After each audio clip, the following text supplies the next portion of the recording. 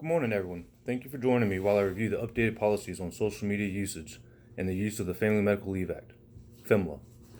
The SOP on social media usage and member speech was revised on September 8th of this year. It was revised to ensure it is up to date and relative to today's uses of social media platforms while respecting our members' freedom of speech, but to also ensure that our members know what would be considered unacceptable speech and/or behavior. The use of any form of communication will be applied to this policy to include photograph, video, speech, use of internet, social media platforms, and any other sites for file sharing. This policy does not prevent any member from exercising their right to free speech, but we, as an organization, must retain a professional image.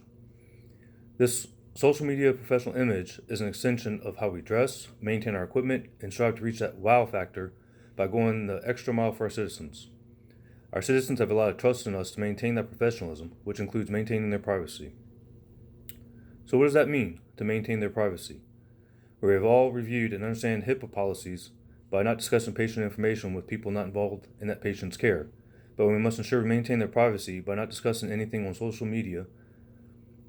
This can be, for example, mentioning or having pictures at a bad car accident that resulted in a fatality and provide the location and description of the vehicles.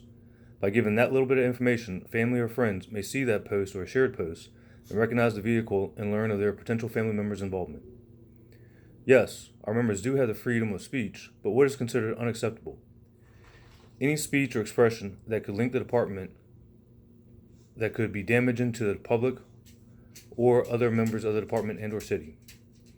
Any statement that could show disregard to any law or show support for any criminal activity. Use or disclosure through whatever means of any information, photograph, video, or other recording obtained or accessible as a result of employment with the department for financial or personal gain, or any disclosure of such materials without the express authorization of the fire chief or their designee.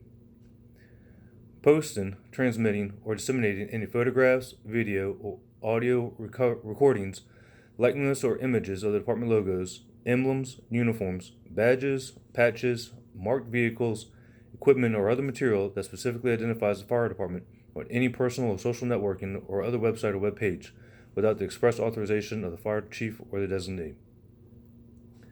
Well, what happens if someone shares with you anything that would not be following this policy?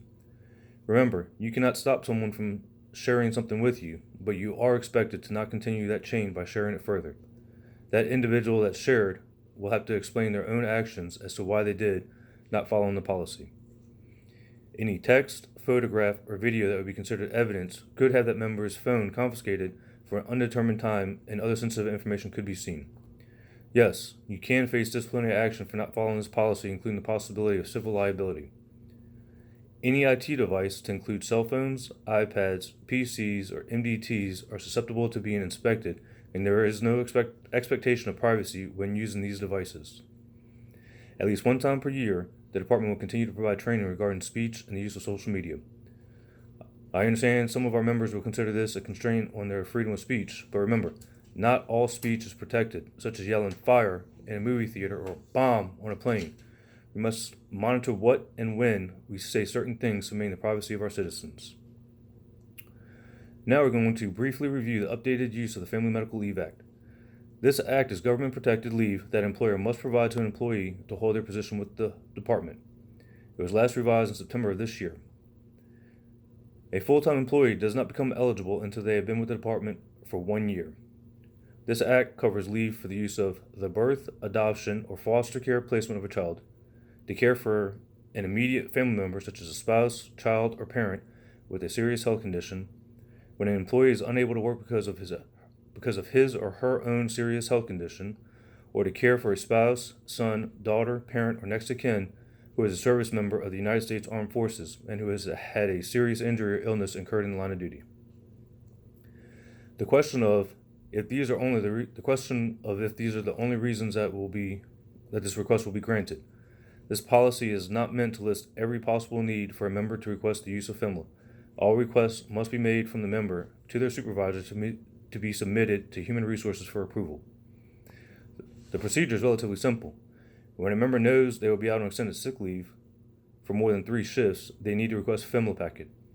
The accounting department knows 30 days is not always foreseen, but a member should request as soon as practical so the doctor can review and fill out the form and provide to the member and have them have time to submit it for accounting.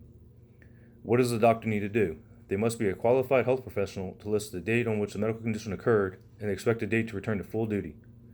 The member's responsibility is to also contact the health and safety chief with updates during their recovery and their intent to return to work. What does the member need to do to return to work? A member just cannot show back up to work after a serious medical condition occurred. They must have a physician note stating that the member can return to work full duty with no restrictions. Any other notes will not be accepted. There are no disciplinary actions if a member cannot or does not submit a FEMA packet. This packet is strictly to benefit the members to ensure they maintain their position with the department. If the medical condition is an unplanned serious medical condition, a spouse or family representative can work with administration to ensure it gets completed while the member focuses on their recovery. If you have further questions or concerns to either of these revised policies, please send your questions through the chain of command. Thanks and stay safe out there.